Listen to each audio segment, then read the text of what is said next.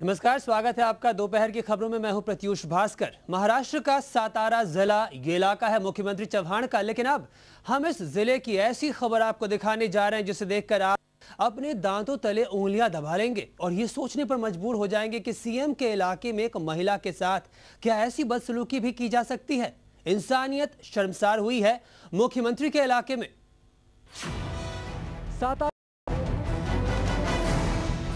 CM के जिले में महिला से बदसलूकी। दलित महिला के कपड़े फाड़ डाले, नंगा कर बीच सड़क घुमाया गया, सरेआम सबके सामने की गई पिटाई। क्या कसूर था इस दलित महिला का? जवाब दो सीएम साहब। आपके इलाके में ये कैसी हिटलरशाही? सीएम साहब चुनाव में व्यस्त हैं, उन्हें अपने जिले की खबर लेने की फुर्सत नहीं, तो हम उन्हें यह खबर दिखाते हैं। शायद सातारा में महिला के साथ हुए अत्याचार की खबर देखकर ही उनकी नींद टूट जाए और आरोपियों के खिलाफ सख्त कार्रवाई हो सके। सीएम साहब आंखें खोलो, देखो महिला की चोट को। सातारा में बदसलूकी हुई है। सातारा आपका ही जिला है।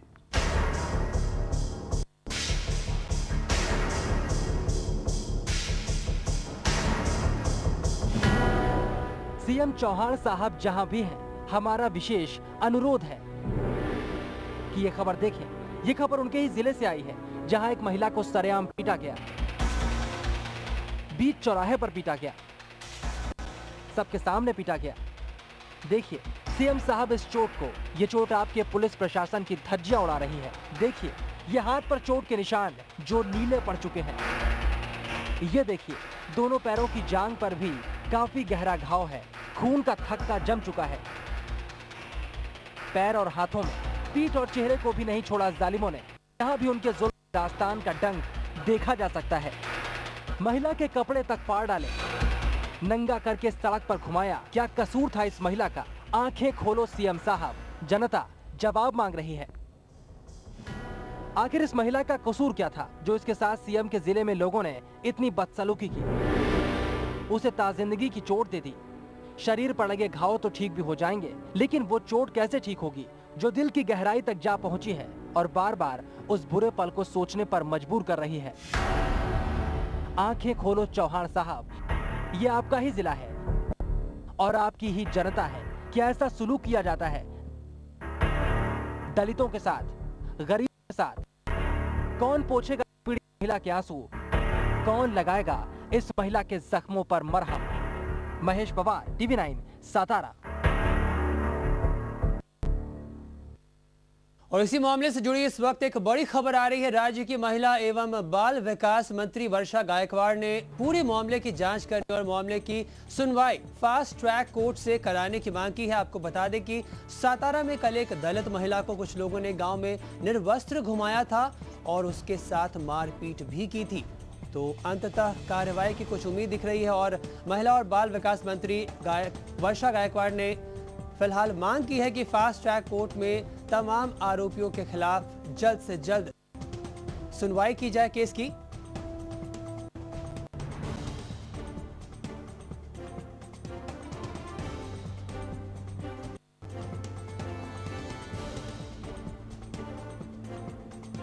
और इस पूरे मुद्दे पर बातचीत करने के लिए हमारे साथ कांग्रेस नेता राकेश शेट्टी, शिवसेना नेता राजुल पटेल और बीजेपी के नेता शायन से जुड़ रही हैं। आप तीनों का स्वागत है इस बातचीत में। सबसे पहले आपसे जानना चाहेंगे शेट्टी साहब, जो खबरें आ रही है, जाहिर है इस तरह की खबरें हुआ करती है समाज में, लेकिन कुछ मीडिया के जरिए सामने आ पाती है। मुख्यमंत्री का ये जिला है, क्या कुछ हो रहा है? क्या कह सकते हैं चिराग तले अंधेरा? देखिए, सबसे पहले तो मैं मीडिया का काफी आभार मानता हूं कि उन्होंने ये प्रकरण जो हुआ है, पीड़ित महिला का पूरा दर्द भरी कहानी है, वो पूरे देश के सामने लेके आए और वो कार्यकर्ता जिन्होंने उस मौके पे जाके महिला का मदद की और उन्होंने जो सामने वाले जो लोग हैं देसाई परिवार है उनके खिलाफ रिपोर्ट दर्ज कराया। और कांग्रेस पार्टी हो, शिवसेना हो, नैन्सी मैडम वहाँ पे बीजेपी का कोई भी पार्टी हो, कोई भी इस तरीके के वारदात को समर्थन नहीं करेगा। हमारी मांग है, जिस तरह आपके टीवी स्क्रीन में अभी वर्षा गायकवाड़ जी ने कहा कि ताबड़तोड़ पूरी जांच होगी इस पे, और सच से सच ये जिन्होंने भी ये महिला के साथ उनके खिलाफ कार्रवाई करेगी। राजुल जी, नेताओं को जनता का सेवक माना जाता है, ऐसे मामले अब चौथे स्तंभ मीडिया के जरिए बाहर आती है, बाकी स्तंभ क्या कर रहे हैं? आपको जनसेवक माना जाता है, क्या लगता नहीं इस बाबत नेताएं कुछ ठंडे पड़ रहे हैं, सुस्त पड़ रहे हैं? सबसे बड़ा रिस्पॉन्सिबिलिटी वहां के जो सीनियर पीआई है, आचार संहिता चल रहा है, नहीं तो मैं मांग करूंगा कि क्योंकि मैं इसको राजनीति रंग नहीं देना चाहता, वहां का जो भी सीनियर पीआई उसको ताबड़तोड़ राजीनामा देना चाहिए, उसके ऊपर कार्रवाई होना चाहिए। सबसे बड़ी जिस भी एरिया में क्राइम होता है वहां का सीनियर पुलिस इंस्पेक्टर वह उसके जिम्मेदार होता है। बेचारे लोग अपने कंप्लेन लेके जाते हैं सीनियर पीआई के पास, वहां पे एक एफआईआर या एनसी भी लिया नहीं जाता, फक्त एक डायरी बना के कहा जाता है कि हम कार्रवाई करेंगे, ताकि दूसरे पार्टी से बुला के उनसे पैसे लूटा जाए। तो जो भी कार्रवाई होना चाहिए सीनियर पीआई के। बाकी पार्टियां क्यों नहीं फिलहाल कांग्रेस को आड़े हाथों ले रही इस पूरे मामले? मैं आपको बताता हूं, 2 दिन को बताती हूँ कि आज भले आज कितना भी रहने दो, कांग्रेस को आड़े हाथ लेने की जरूरत नहीं, कांग्रेस खुद फंसते जा रही है अपनी जालों में। आज मुझे बताइए कि कांग्रेस ने आज तक अभी उन्होंने बताया कि हमने 50% महिलाओं का आरक्षण किया, हम दलितों के बाजू से हैं। ये सब जो काम करते हैं ना, वो खाली वोटों के लिए करते हैं, उसके सिवा और कुछ नहीं कर सकते हैं वो। आज आपको बताती हूँ ना कि यहाँ पे ये दलित महिला पे इतना बड़ा अत्याचार हुआ है, और कहाँ है मुख्यमंत्री? आज हम लोग सोच रहे हैं आज, और दूसरे पार्टी के लोग, हमारे पार्टी के, हमारे पक्ष के लोग जो सातारा में नक्की उस महिला को मिलेंगे, और उससे हम लोग, मैं खुद महिला होने के नाते अगर वक्त आया ऐसा तो उस महिला की मदद के लिए हम लोग जाएंगे। लेकिन आज मैं, अभी सेठी जी भी बोले, वैसे मैं भी वही कहूंगी कि मीडिया का यहाँ पे आभार मानना चाहिए कि एक गरीब और दलित महिला पे जो अत्याचार हो रहा है, उस महिला का आवाज आप लोग निकाल रहे हैं, आवाज उनका आप जो सबल कर रहे हैं, उस महिला को जो अन्याय हो रहा है उसके प्रति जो आप उठा रहे हैं, उसके लिए आपका अभिनंदन करना। चलिए हम शाइना जी से बात करते हैं। शाइना जी, आप खुद एक समाज सेविका रह चुकी हैं, फिर आप पॉलिटिक्स में, राजनीति में आई हैं, क्या हो रहा है आखिर? चूंकि आप समाज से जुड़ी हुई हैं, विपक्ष में आप बैठी हुई हैं, इस मामले को लेकर आप क्या करने वाली हैं? सबसे पहले मैं एक महिला होने के नाते बहुत अफसोस करती हूँ कि महाराष्ट्र प्रदेश में महिला सुरक्षित नहीं। यहाँ ये केस में मीडिया ने सामने लाया है कि दलित महिला के साथ क्या अत्याचार होता है। बहुत सारे सवाल उठते हैं। सबसे पहले जो सरकार है यहाँ कांग्रेस एनसीपी की, प्रतिक्रिया हमेशा लेट आती है, जांच में इतना वक्त बिताते हैं।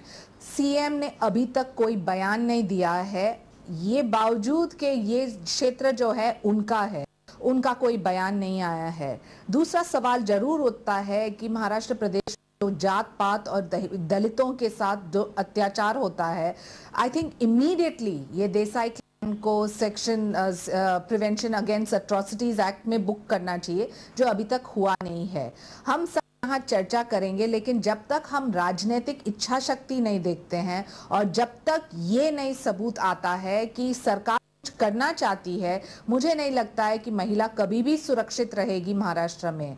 जब ये मीडिया ने कल टीवी 9 के द्वारा सबके सामने लाया, तब से अब तक सीएम सिर्फ इलेक्शन में गए हैं, उन्होंने कोई प्रतिक्रिया नहीं दी है, होम डिपार्टमेंट ने कोई एक्शन नहीं लिया है। हम चाहते हैं कि तुरंत जो गुनहगार हैं उनको बुक किया जाना चाहिए और उनको कड़ी से कड़ी सजा मिलनी चाहिए, ताकि जो हम भविष्य में देखते हैं कि महिलाओं जो है और खास से दलित महिला सुरक्षित रहे महाराष्ट्र प्रदेश में। शाइना, हमने देखा है सीटों के बंटवारों को लेकर काफी बैठक हुई, बातचीत हुई, लेकिन महिला विकास को लेकर अमूमन आवंटन किए जाते हैं कितने रकम, लेकिन सुरक्षा के मामले में दलितों को कुछ भी नहीं मिलता है। आप बिल्कुल सही कह रहे हैं और मैं एक ढंग से स्वागत करती हूं, क्योंकि ये 50% आरक्षण के बाद जो महिला सत्ता में बैठेगी वो जरूर देखेंगे, हर एक पार्टी से देखेंगे कि महिला सुरक्षित हो, महिला के जो इश्यूज हैं वो हाईलाइट हो। कि यहाँ जो निकम्मी सरकार बैठी है वो सिर्फ बयान देते जाएंगे और यहाँ झूठा आश्वासन देते जाएंगे, लेकिन कितना वक्त उन्होंने बिताया है और कितने सारे उदाहरण दे सकते हैं। ना सिर्फ सतारा का केस, बलात्कार के इतने केसेस पेंडेंट है, इतने सारे केसेस हैं जो हम बार बार दोहराते हैं, लेकिन अभी तक कोई राजनीतिक इच्छा शक्ति नहीं देखा है हमने महाराष्ट्र में। शेट्टी साहब, क्या जवाब देंगे आप इस पे? देखिए, मैं मैडम से इतना ही कहूंगा कि इसको राजनीतिक रंग मत दीजिए। सभी पार्टी के लोग उस पीड़ित महिला के साथ है। और जहां तक शासन का उन्होंने सवाल उठाया, भारत देश ने उनके एनडीए सरकार को 5 साल दिया। उस 5 साल में इन्होंने क्या क्या कमाल किए और इसलिए उनको घर बैठना पड़ा है, वो भूले नहीं। और उसके माध्यम पे ही लोग चुनाव पे वोट डालते हैं। और रिपीटेडली यूपी को 2 बार चुन के दिया है और महाराष्ट्र में भी वही कहानी दोहराया गया है। एक सीधा लेकिन सा फिलहाल सवाल शेट्टी है, साहब, क्या यह मामला महिला आज ज्यादा सुरक्षित थे या 5 साल पहले? ऐसा कोई खिलाफ नहीं है। आपकी जब सरकार बीजेपी की थी तभी सुरक्षित है, आज भी सुरक्षित है। जहां पे भी ऐसे इस तरीके का व्यवहार महिला के साथ होगा तो कांग्रेस और यूथ कांग्रेस के सभी कार्यकर्ता सड़क पे उतरेंगे, उनके खिलाफ कार्रवाई होगी। लेकिन और शेट्टी साहब, सरकार एक मिनट, नैन्सी जी ने कहा कि अभी सरकार ने कुछ एक्शन नहीं लिया, उस पर मैं जवाब देता हूँ। वर्षा ताई गायकवाड़ जी ने पूरी जांच की, फुल कमेटी बिठाई है और उस पर, और उन्होंने कहा गुने दाखिल नहीं हुए। वो अपने बराबर से जानकारी ले डिबेट पे आया करे। वहां पे ऑलरेडी उनके ऊपर अरेस्ट हो चुके हैं और आज वो आज कोर्ट में उनका पेश के भी है। तो ये मत कहिए कि गुना दाखिल नहीं हुआ है। मैडम को मैं इन्फॉर्म करना चाहता हूँ, ऑलरेडी उसके ऊपर एक्शन लिया जा चुका है। पर ये पूरे मामले तभी सामने आते जब मीडिया में ये खबर आती है। जाहिर से ऐसे कितने और भी मामले होते हैं। बिल्कुल, मैं मीडिया का तो अभिनंदन करता हूँ। जिस तरह नैन्सी जी कह रही है, आज पुलिस स्टेशन में, मैं मुलुंड विधानसभा से रिप्रेजेंट करता हूँ, वहां पे भी तक नेता इंटरफियर नहीं करता है, वहां पे भी पुलिस कंप्लेन लेती नहीं है। पुलिस की जो मेंटालिटी है, इसको चेंज करना चाहिए। होम मिनिस्टर को स्ट्रिक्ट निर्देश देना पड़ेगा कि जब आपके पास पुलिस स्टेशन में कोई भी लोग कंप्लेन के लिए आता है, इमीडिएट एनसी लेके उसका कार्रवाई किया जाए। शेट्टी साहब, यानी पुलिस सरकार के तहत है या सरकार पुलिस के तहत है?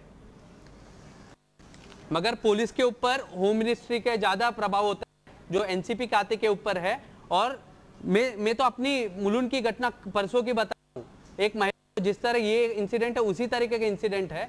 जब उसको कलेक्टर ऑर्डर दिया कि आपका जो झोपड़ा तोड़ा गया है वो इलीगल है, तो आप फिर से जाके बनाइए, तो उस महिला के साथ दुष्व्यवहार किया जाता है और एप्लीकेशन लेके पुलिस स्टेशन में जाती है। तो सीनियर पीआई उठा के वो पेपर, जिसका विरोध हमारे 2 दिन पहले ही कांग्रेस पार्टी ने किया और उस बिल्डर को बुक किया गया। तो जहां के भी स्थानिक लोगों को ये समस्या आती है, वहां का स्थानिक कार्यकर्ता और नेता का काम है कि वहां पे जाके जो भी पुलिस इंस्पेक्टर या सीनियर पीआई बराबर से अपना कर्तव्य नहीं कर रहा है, उसके खिलाफ एक्शन लिया जाए। चलिए, इसी बीच एक खबर आ रही है, गृह राज्य मंत्री सतेज पाटिल ने कहा कि इस पूरे मामले की जांच के बाद इस पर कार्रवाई होगी। लेकिन आपसे जानना चाहेंगे राजुल जी कि पूरा मामला दिख रहा है महिला विकास से जुड़ा हुआ है, काफी कुछ घोषणाएं की जाती है, चुनाव से पहले ये सब कुछ हो रहा है। चुनाव से पहले कम से कम नेता जरूर करते हैं। आपको लगता है कहीं ना कहीं पर्याप्त दबाव नहीं बनाया जा रहा विपक्ष द्वारा कांग्रेस पूरे मामले को लेकर? नहीं, दबाव की बात नहीं है। यहाँ पे इस तरह से हो रहा है। अभी बता रहे हैं कि वर्षा गायकवाड़ ने यहाँ पे कहा है कि इसको फास्ट ट्रैक किया जाए। ये वर्षा गायकवाड़ बोल रही है, लेकिन वहाँ मुख्यमंत्री खुद का जिला है। मुख्यमंत्री जी ने कहाँ कोई बयान दिया, कहाँ कोई जागे हैं? मुख्यमंत्री जी कुछ पढ़ी है ना, होम मिनिस्टर को पढ़ी है। ये पुलिस को बता रहे हैं कि सीनियर पुलिस गुनहगार है, सीनियर पुलिस से ये करना चाहिए। लेकिन सीनियर पुलिस किसके अंडर? सीनियर पुलिस या पुलिस डिपार्टमेंट आता है होम मिनिस्टर के अंदर। होम मिनिस्टर ने क्या किया यहाँ पे? यहाँ पे होम मिनिस्टर ने, और होम मिनिस्टर ने दूसरी एक बात, तुम फास्ट लेने की बात कर रहे हो, लेकिन आप केस भी देखिए, केस में भी नहीं तो कलम लगाई गई होगी, सामने देसाई परिवार छूट जाएगा, ऐसी कलम भी लगाई होगी इन्होंने सही में देखेंगे तो दलित महिला पे जिस तरह से ने कहा, वैसे दलित महिला पे जो अत्याचार हुआ है एट्रोसिटी लगानी चाहिए, तब उनको मालूम पड़ेगा कि ये दलित महिला पे हमने कैसे अत्याचार किया।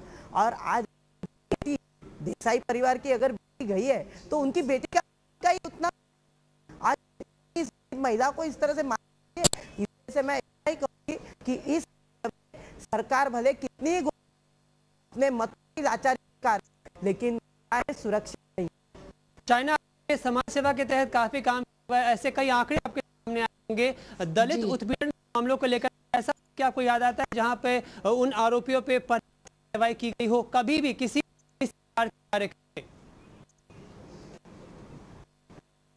देखिए, जैसे मैंने कहा, जो राजनीतिक शक्ति हो तो तुरंत कार्रवाई होती है, यहाँ कोई नहीं देता है, प्रतिक्रिया कोई नहीं देता है। और यहाँ प्रिवेंशन ऑफ एट्रोसिटीज एक्ट है, जहाँ देसाई परिवार गुनहगार हैं तुरंत आप बुक कर सकते हैं। आपने सिर्फ बयान दिया है, एक्शन नहीं देखा। एक्शन करना है और दिखाना है तो 24 घंटे में इनको असर कर सकते हैं आप।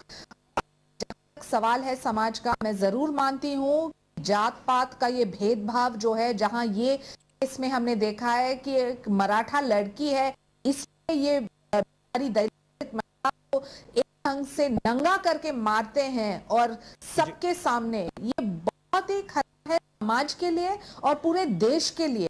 हम कहाँ जा रहे हैं 21वीं सदी में? हम सिर्फ जात पात के पीछे और ऐसे करते जाएंगे लोगों के ऊपर, तो एक ढंग से इंट्रोस्पेक्शन की आवश्यकता, सोचना चाहिए कि हम किस तरफ चल रहे हैं, प्रगति की ओर या पीछे के तरफ।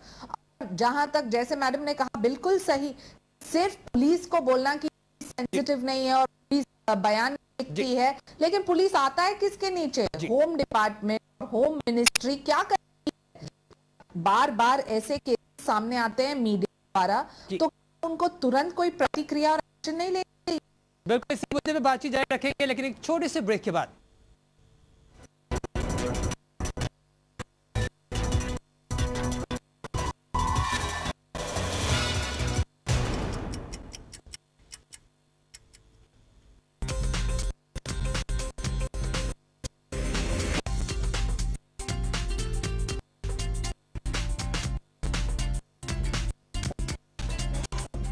Welcome to the Andhra Pradesh. Welcome to the CII Partnership Summit 2012.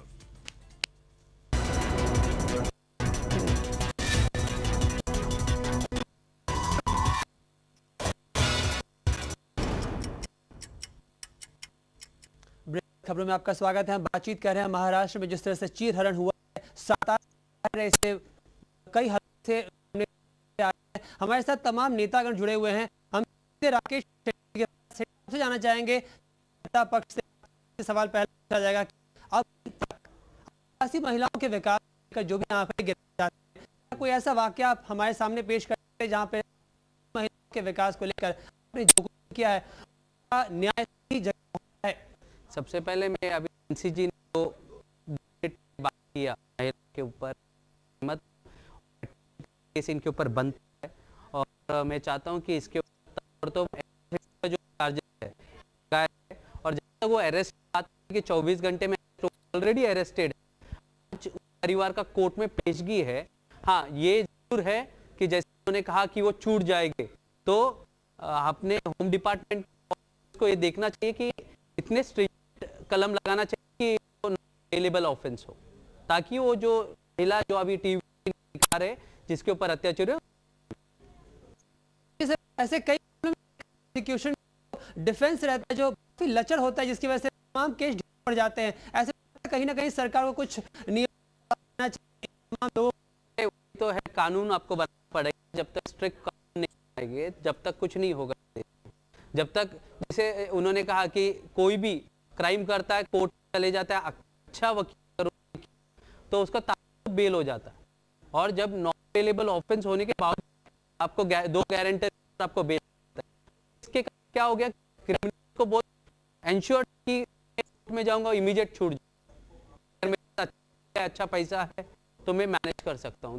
कानून सख्त बना है मेरे समर्थन। यानी ढाक के 3 वाली बात हो गई ना, क्या होता है बातचीत के बावजूद हम जिस और निष्कर्ष की ओर जा रहे हैं, इससे साफ लगता है कि महिला उत्पीड़न के मामले, वो चाहे गरीबों को लेकर, मजलूमों को लेकर, न्याय नहीं मिलने वाली उनको।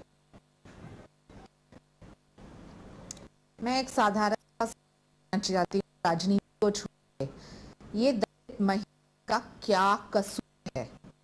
जो कोई मुझे ये जवाब दे मैं संतुष्ट हो जाऊंगी। उसके बेटे को प्यार करता मराठा लड़की के साथ, और ये मुद्दा को लेके 15 लोग देसाई परिवार के आते हैं, साथ साथ महिला जो मां है उसको मारते हैं, पीटते हैं, नंगा करते हैं। इससे बड़ा गुनाह हो सकता है?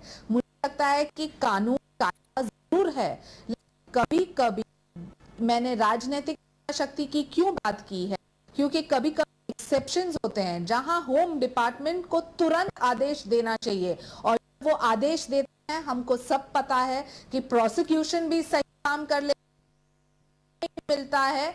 आप देखिए हम पूरे देश में 2G से केस में एक्सेप्शन हो सकता है, जहां लोग जेल में हैं 6 महीना। ये केस क्या कुछ कम है? दलितों के साथ जिस ढंग से महाराष्ट्र में अत्याचार हो रहे हैं, और यहाँ एक प्रोविजन है अट्रॉसिटीज एक्ट की, आप सिर्फ बयान देने वाले हैं और वर्षा सिर्फ कहने वाली है कि करना चाहिए और खत्म होता है मुद्दा। अब तक महाराष्ट्र प्रदेश के मुख्यमंत्री चुपचाप बैठे हैं। मुझे लगता है ये बहुत ही बड़ा मुद्दा है, इलेक्शन से बड़ा मुद्दा है। तो सिर्फ वोट बैंक की मत सोचिए, आपको बयान दीजिए, आपके प्रदेश को सहानुभूति दीजिए और ये पूरे परिवार के तरफ आप बताइए कि आप क्या करने वाले हैं और क्या करने वाले। बिल्कुल, चलिए बहुत बहुत शुक्रिया बातचीत करने के लिए आप तीनों का, राजुल जी और शाइना। बातचीत करने के सवाल यूं ही कि महिला उत्पीड़न को लेकर गरीब मजलूमों के लिए कुछ कि फिलहाल वक्त अभी के वक्त सामने अगर कोई नेता इस तरह से अगर उनकी सेवा को लेकर सामने नहीं आता, जाहिर से सवाल उठता है कि आखिर अपनी सुरक्षा को लेकर एक आम गरीब महिला जाए तो कहाँ जाए। खबरों में आगे बढ़ते